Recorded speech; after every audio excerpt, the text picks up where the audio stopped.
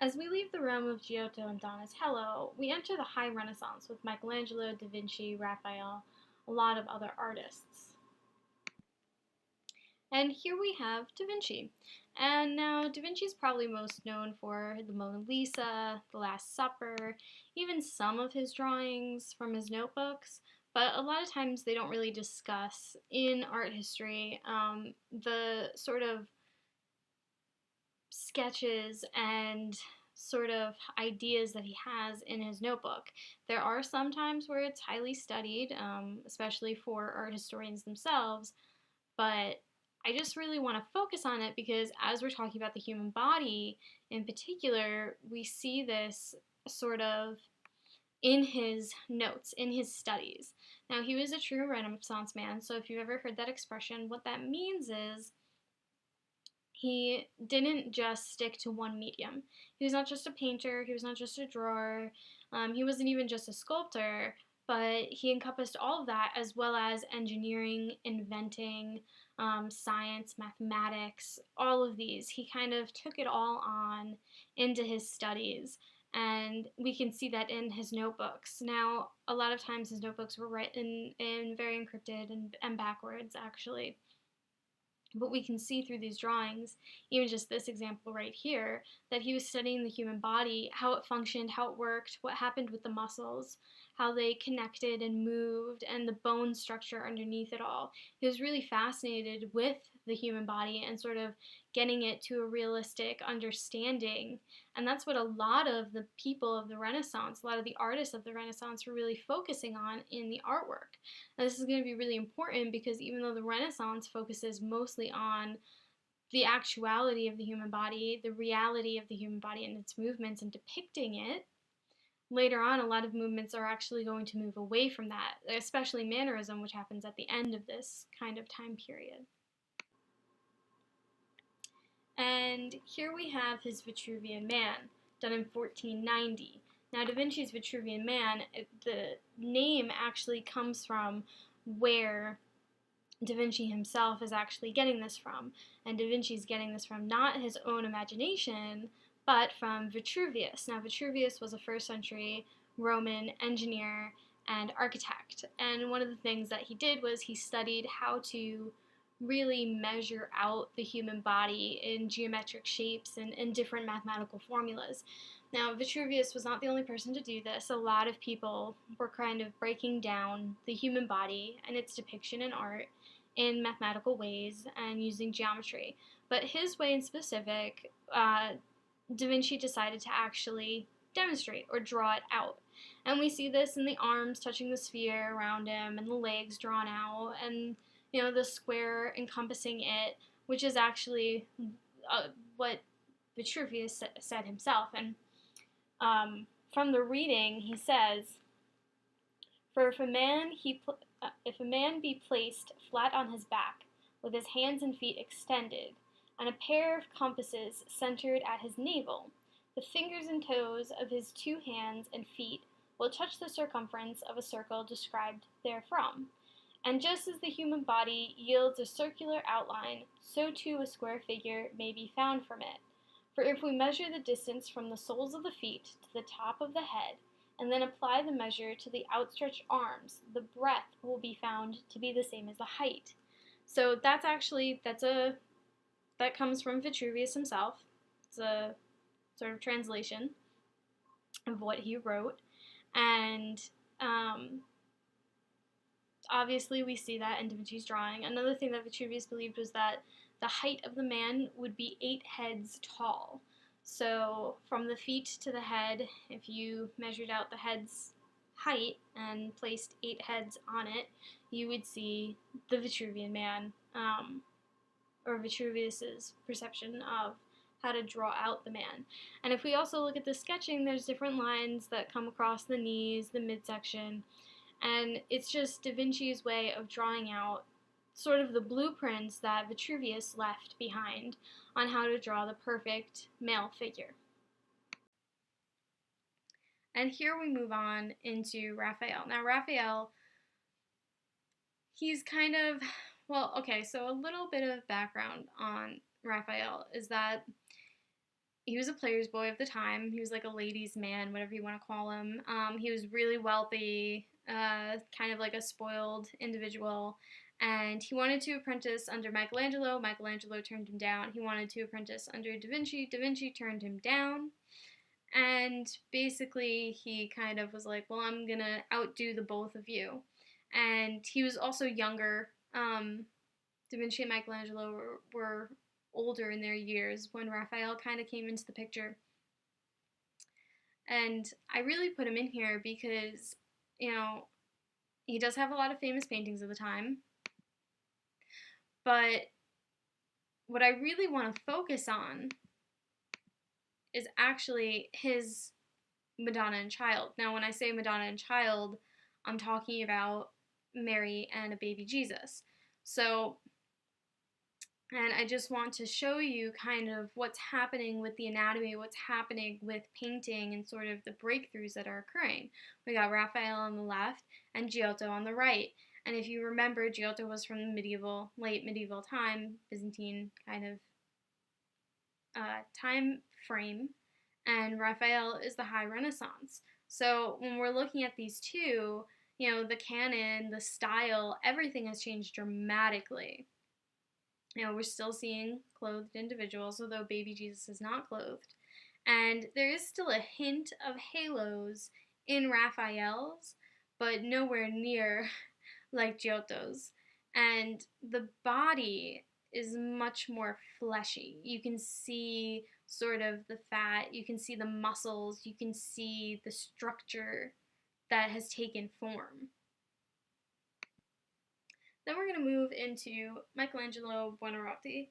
And Michelangelo, well, it's actually, so little fun fact, it's a little bit of a fun fact that goes back a little, but him and Da Vinci actually hated each other. I mean, Michelangelo hated most people, and most people didn't like Michelangelo, but Michelangelo and Da Vinci had a huge kind of unhappy relationship, and that's basically because Michelangelo considered himself a sculptor, and he considered painting to be inferior, and Da Vinci considered himself a painter and considered sculpture to be inferior.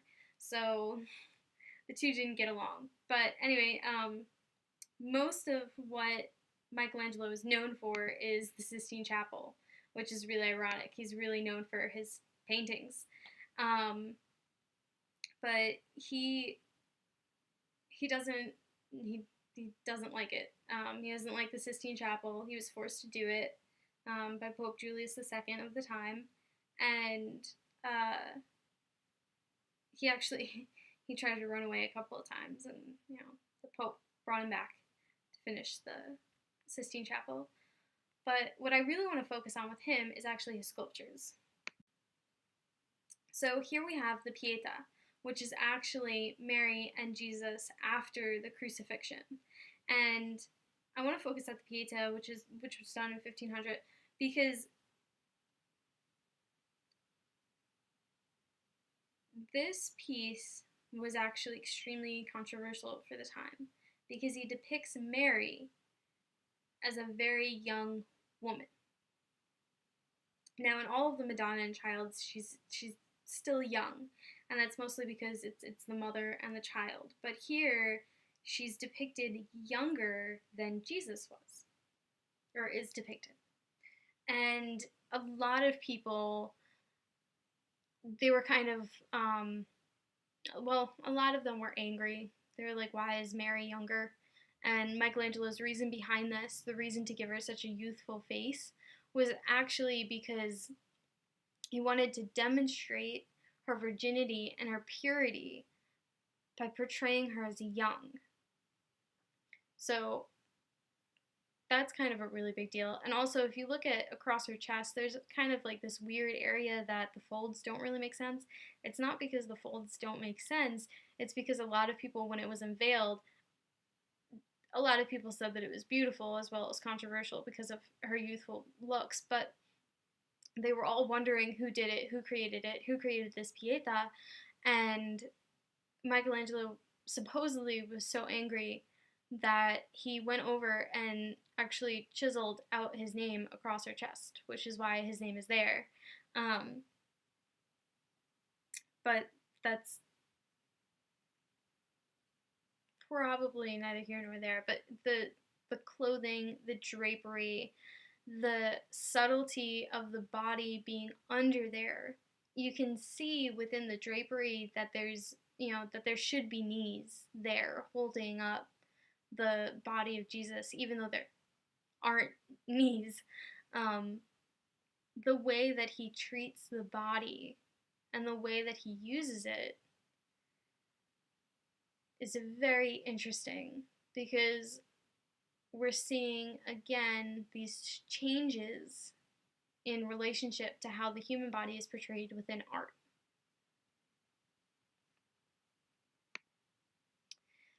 And here we have Michelangelo's The David. Now, this is probably the most famous Davids that we're going to look at. And if you recall from earlier in the week, we looked at Donatello's David. And if you think about Donatello's David in comparison to Michelangelo's David, the body is completely differently portrayed. Now, Donatello is still during the Renaissance. He's just during, early mid-Renaissance, not the high Renaissance like Michelangelo. And if we look at the body here, we once again see this sort of reminiscent of the classical times. If you think back to the ancient Greeks with the contrapposto, it's very prominent here.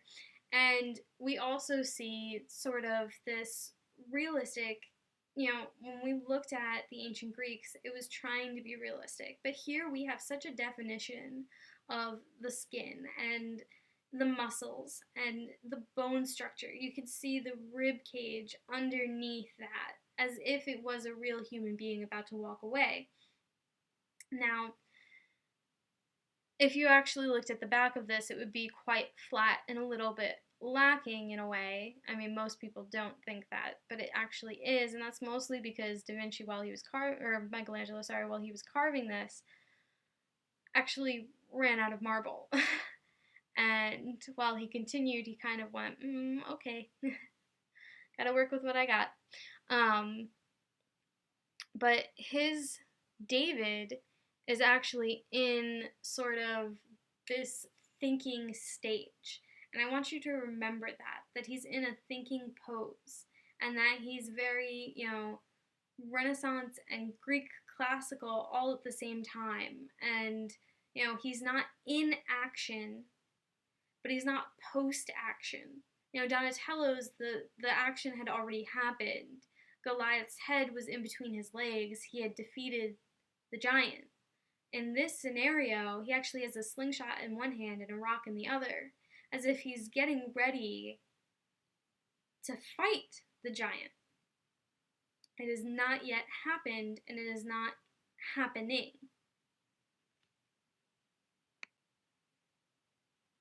And here we have Titian. Well, he's known today as Titian. And he's actually, so we've moved out of Florence, and here now we are in Venice. Now, Venetian paintings a lot of times were they depicted the nude female, and they often kind of stemmed from Greek mythology or Roman mythology, and that sort of background in the stories being told within the work. And he was Giorgione's assistant, and they worked off of one another. They were so similar that actually this painting in particular was thought to have been Giorgione's for a long time, but it was actually Titian's. The art historians recently found that out. And 1516, he was labeled the official painter of Venice. So he's kind of, he's a big deal during the time of the Renaissance in Venice. And he's going to produce a lot of paintings, some religious of the Christianity, some of mythology. And that's basically where his background's going to come from. But what we're really going to focus on in the next slide is the Venus of Urbino, who will be compared to, like I said, we're going to be really focusing, I'm introducing Titian not because of, his painting of the human body, which during the Renaissance we see is very fleshy, very realistic. It's almost as if you can see, the muscles and the bones, and as if it's a real human being that you could just touch. But again, it's more to kind of get you familiar with Titian, because his painting in the next slide is actually going to be compared again later on when another artist comes in and sort of takes influence from it. And that's when we're really going to see kind of the anatomy of it all break down. His most famous painting was actually Venus of Urbino, which this was commissioned by the Duke of Urbino in 1538. And it's a female nude. It's called a Venus, which again brings up that mythological sort of background and, to show the wealth. And she's in a very lewd position with her hands gesturing, and, there's a lot of things that are happening. But at the same time, some art historians look at this and they really question what's going on. And, one of the theories is that it's actually a marriage painting that the Duke's wife, who was 10, this was actually done for her, and that might be her in the painting. And the thing that really hints at it is the dog on the bed, and actually the box in the background that one of the women are bending over into might be hinted that it is the chests that were handed down for marriage, the dowries. And that's kind of where it's coming from. We don't really know if she is a sort of marriage painting or just a prostitute. It's kind of up in the air with that. But I mostly put this painting in there that Titian painted was because later on this kind of painting is going to come up again, and again we're going to look at the human body and sort of the different time periods and how they're depicting it. So in this one in particular, it's very fleshy, very three-dimensional, and later on we're going to see an artist that kind of takes from this, only makes it much more graphic and flat in a way.